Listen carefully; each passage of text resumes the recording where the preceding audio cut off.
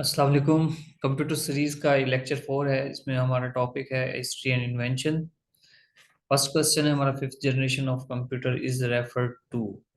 Computer की जो fifth generation है उसमें क्या स्पेसिफिकेशन है, क्या खास बात है? तो वो कहता है कि ये नेचुरल लैंग्वेज यूज करती है, इसमें आर्टिफिशियल इंटेलिजेंस है या बायो चिप्स का यूज है। तो आंसर है जी ऑल ऑफ दीज।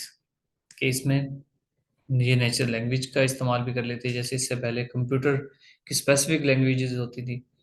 इनको हम डिटेल से पढ़ेंगे नेक्स्ट क्वेश्चंस को, जब प्रोग्रामिंग वगैरह को टच करेंगे उनसे रेलिवेंट क्वेश्चन होगा तो ये हमें क्लियर हो जाएगा। आर्टिफिशियल इंटेलिजेंस फिफ्थ जनरेशन की बेसिक स्पेसिफिकेशन है, बायो चिप्स का इस्तेमाल है। नेक्स्ट क्वेश्चन है कि which of the following replaced vacuum tubes. Vacuum tubes, ये क्वेश्चन है कंप्यूटर की जो डेवलपमेंट हो रही थी वहां से क्वेश्चन है कि वैक्यूम ट्यूब्स जो कि फर्स्ट जनरेशन ऑफ कंप्यूटर में इस्तेमाल हुई, पूछता है कि वैक्यूम ट्यूब्स के बाद क्या आया, किसने वैक्यूम ट्यूब्स को रिप्लेस किया? बैटरी ने, कैपेसिटर ने, ट्रांजिस्टर ने, या किसी ने भी नहीं? तो आंसर है transistor. Transistor second generation of computer में थे। इसकी थोड़ी सी हिस्ट्री देखते हैं, रेलेवेंट, क्योंकि इससे पूछा जा सकता है। Fifth generation of first generation जो कंप्यूटर्स की थी इसमें वैक्यूम ट्यूब्स थी। 1946 से 59 तक इस तरह की ट्यूब्स होती थी, और बहुत ज़्यादा एक्सपेंसिव थी। ये बिजली बहुत ज़्यादा कंज्यूम करती थी। इसके अंदर कंडक्टर, इंसुलेटर और वैक्यूम की मदद से इसको इस कंप्यूटर में इस्तेमाल किया जाता था। तो उसके बावजूद कंप्यूटर सिर्फ कैलकुलेशन के लिए इस्तेमाल था। सेकंड जनरेशन में ट्रांजिस्टर्स आ गए और ये थोड़ा सा इसका साइज रिड्यूस कर दिया कंप्यूटर का।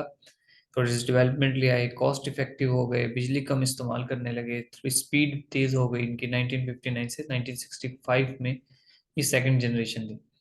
1965 में, अरे ये ओल्ड कंप्यूटर है जो यूएस के अभी भी म्यूजियम में है। 1965 में फिर इंटीग्रेटेड सर्किट्स का इस्तेमाल होने लगा, जो कि 1971 में तक रहा। दोनों में देखें, पाकिस्तान में वार भी हुई, 65 में भी, 71 में भी वार पाकिस्तान में हुई। पाकिस्तान इंडिया पाक की वार होती रही। तो थर्ड जनरेशन में जो आईसीज थे उसकी वजह से कंप्यूटर थोड़ा और डेवलप हुआ, लेकिन अभी तक कंप्यूटर को ऑडियो वीडियो को ज़्यादा प्ले नहीं कर सकता था। वैसे साइज रिड्यूस कर दिया, रिसर्च पेपर्स वगैरह पढ़े जा सकते थे एटसेट्रा। थर्ड जनरेशन में कंप्यूटर एक्चुअल डेवलप हुआ, जो कि 1971 में माइक्रो प्रोसेसर यानी सिलिकॉन के प्रोसेसर्स के इस्तेमाल हुए। वो आहिस्ते आहिस्ते डेवलप होते गए। अब बहुत छोटी सी चिप बना दी जाती है सिलिकॉन की, क्वार्ट्ज की, और कंप्यूटर बहुत ज़्यादा फास्ट हो गया। फोर्थ जनरेशन के बाद फिर हम फिफ्थ जनरेशन पर आए, जिसमें ये ई माइक्रो प्रोसेसर्स को और ज़्यादा अपडेट किया गया। इनके अंदर डाटा कलेक्ट किया गया, जिससे आर्टिफिशियल इंटेलिजेंस कंप्यूटर में इंट्रोड्यूस करवाई गई।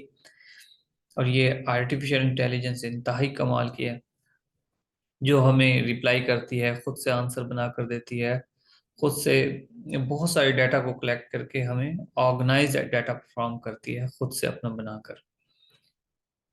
ये इसकी समरी है जी। फर्स्ट जनरेशन में वैक्यूम ट्यूब्स, फिर ट्रांजिस्टर सेकंड में, थर्ड में इंटीग्रेटेड सर्किट, फोर्थ में माइक्रो प्रोसेसर, और फिफ्थ जनरेशन में क्वांटम कंप्यूटर्स, यानी कि फिफ्थ जनरेशन में आर्टिफिशियल इंटेलिजेंस क्वांटम कंप्यूटर्स का इस्तेमाल था। लास्ट क्वेश्चन है कि dash is a warfare that is conducted by primarily through non kinetic military action. कहते हैं आजकल ऐसी कौन सी वार है जिसमें मिलिट्री का इस्तेमाल नहीं होता, फौजियों का इस्तेमाल नहीं होता, लोगों का इस्तेमाल नहीं होता, बंदूकों का इस्तेमाल नहीं होता, नॉन काइनेटिक मिलिट्री एक्शन? कौन सा है ये? Third generation warfare, fourth, fifth generation warfare, seventh generation warfare?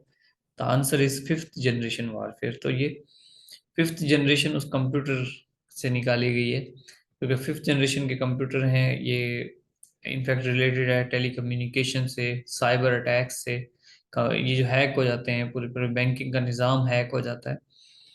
ठीक है, आप देखें हमारी बिजली भी हैकर्स हैक कर सकते हैं, बिजली के निज़ाम को स्टॉप कर सकते हैं। तो ये बेसिकली फिफ्थ जनरेशन वारफेयर है। हमारा डाटा कलेक्ट कर लिया जाता है, और इस वक्त जो दुनिया की डेवलप्ड जो नेशंस हैं वो, उनके दरमियान ये फिफ्थ जनरेशन वारफेयर चल रही है। चलिए जी, आज के लिए बस इतना ही। ओके, अल्लाह हाफिज।